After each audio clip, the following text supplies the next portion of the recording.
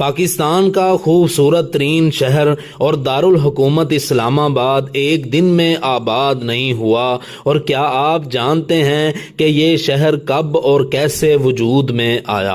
بات ہے 1960 کی، جب کراچی کو دارالحکومت کی حیثیت سے ہٹایا گیا تو ایک نیا شہر بنانے کا فیصلہ ہوا۔ مقصد یہ تھا کہ پاکستان کے درمیان میں ایک ایسا دارالحکومت بنایا جائے جو محفوظ بھی ہو اور انتظامی طور پر آسان بھی۔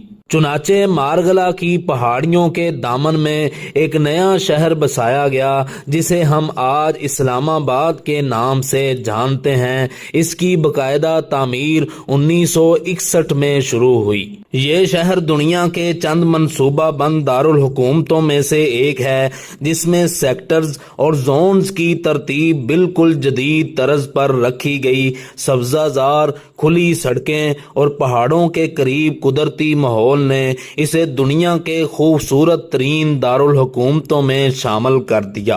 آج اسلام آباد نہ صرف پاکستان کا انتظامی مرکز ہے بلکہ سیاحت، تعلیم اور پرسکون طرز زندگی کے حوالے سے بھی مشہور ہے۔